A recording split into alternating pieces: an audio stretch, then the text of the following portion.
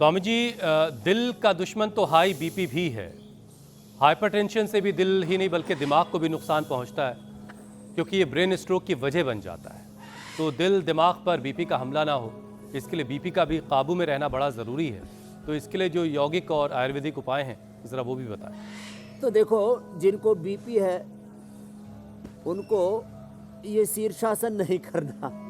उनको शीर्षासन बीपी ठीक होने के बाद, हार्ट की प्रॉब्लम ठीक होने के बाद तो कर सकते हैं, पहले नहीं करना। तो पहले क्या करना है? पहले उनको ये मरकट आसन करना है।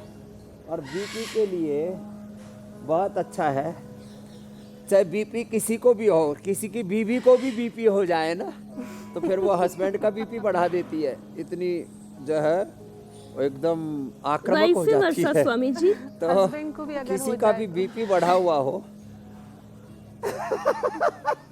अरे नहीं नहीं, आप तो बहुत अच्छी, आप तो देवी भगवती स्वरूपा है। आप तो साक्षात आद्या शक्ति कात्यायनी है, सिद्धिदात्री है। तो देखो, जिन भी माँ बहन बेटियों का बीपी बढ़ा हो, पुरुषों का बढ़ा हो, माताएं बहनें अक्सर चेक नहीं कराती, बताती भी नहीं, उनको ये मरकट आसन जरूर करना है। और जो है रात को ऐसे शवासन ना, देखो ऐसे, इसमें संकल्प पूर्वक पूरी देह को जब शिथिल कर देते हैं ना, सांसों पर मन को नियंत्रित करते हैं। और सुबह सुबह तो ये मरकट आसन कर लेना, भुजंगासन कर लेना। और किसी भी कारण से एक बार पसीना बहाओ, पसीने में निचोड़ो, ये जीवन का निचोड़ निष्कर्ष है।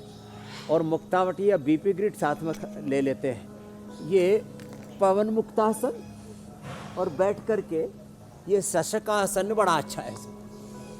ये बीपी के लिए बहुत ही अच्छा है। मुक्तावटी या बीपी ग्रिड ले लिया, लौकी कल्प तो बताया ही था अभी। और मन को थोड़ा शांत रखें, थोड़ा धीरज रखें। आम आदमी भी गांव में कहता है, भाई थोड़ा अपना आपा डांट ले रहे भाई, अपना आपा मत खोवे। तो जो अपने आपे में रहते हैं, अपने स्वरूप में रहते हैं, और सुबह उठ करके ऐसे देखो, मंडूकासन एक, और शशकासन ऐसे, मंडूकासन ऐसे, और शशकासन एक तो ऐसे, और एक ऐसे। यहाँ पूज्य आचार्य बालकृष्ण जी महाराज जी के तोते भी उज्जाई और भस्त्रिका बड़ा जबरदस्त करते हैं। यहाँ तक भी आवाज़ दे रहे हैं कि बोलो हमको भी तो इंडिया टीवी पर दिखाओ, हम भी तो आपके पड़ोस में इतनी दिनों से उज्जाई कर करके गला फाड़ रहे हैं। थैंक यू जी। तो ये मंडूकासन, शशकासन, सुबह उठ करके माता भूमि पुत्रहं पृथिव्याः, मातृदेवो भव, पितृदेवो भव, आचार्य देवो भव, अतिथि देवो भव, राष्ट्र देवो भव। धरती माता को प्रणाम करना, जननी जन्मभूमि से स्वर्गादपि गरीयसी। जीवन में विनम्रता रखना। नमाज पढ़ते हैं ना, तो भी देखो उसमें भी एक ये पोज होता ही है। तो ये जो जीवन में विनम्र होते हैं ना, वो रिलैक्स रहते हैं। जो अकड़ के रहते हैं ना, फिर उनकी जीवन में पकड़ कमजोर पड़ जाती है। स्वामी जी, अभी तक आवाज सुनाई दे रही थी, अब दर्शन भी हो गए हैं। करते भी तोते के बड़ा सुंदर तोता है। स्वामी जी, बीमारी रूपी जो अगला रावण है, वो है बढ़ा हुआ वजन। और मोटापे की आहुति देना तो बहुत ही जरूरी है, क्योंकि मोटापा अकेले तो खात्मा करना पड़ेगा। बिल्कुल, मोटापा अकेले ही 10 बीमारियों को दावत दे देता है। मोटापे से मेरा सदियों पुराना वैर है, आज मोटापा की खैर नहीं। जो मोटा मिलेगा उसी का आज पेट ठोकूंगा। आजकल मैं मोटे आदमियों को सिर के बाद पेट ही पर आशीर्वाद देता हूँ। मैंने कहा ये कैसे बढ़ा लिया? बोले बाबा जोर की लगी। मैंने कहा जोर की लगी तब लगन लगा ले, इसको घटा ले। देखो ये ऐसे, ये देखो 5 अभ्यास बता रहे हैं ऐसे। ये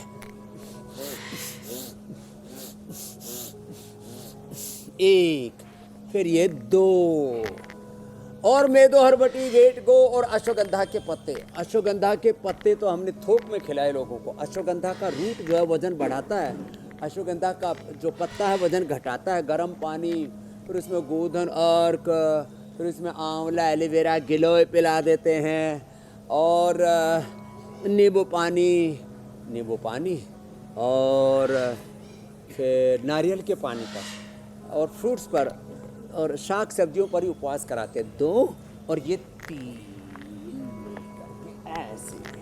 तो देखो ये पेड़ भी बड़े बड़े हो गए भाई।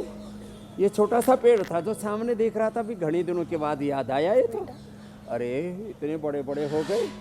और हम भी, लोगों ने कहा स्वामी जी अब तो आप भी सीनियर सिटीजन होने वाले हो। नहीं स्वामी जी अभी तो मैंने आप कहा हाँ छोटे भाई से ही हैं। सीनियर तो हो गए, सीनियर सिटीजन नहीं हुए अभी तो। अभी तो हम बच्चे ही हैं। हाँ 25 बस इतना ही बायोलॉजिकल एज। हमने यही थाम दिया इसको। मैं टिकट हट जा रहे, आगे मत बढ़।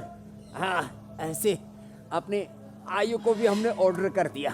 ऐसे ये अर्धलासन, पादवृत्तासन, द्विचक्रिकासन थोड़ा लगातार करना। अब जिनकी टांगे थोड़ी भारी भरकम हो तो एक एक से कर लेना। पता लगा कि दोनों से करने पर तो उथल पुथल ही मच गई।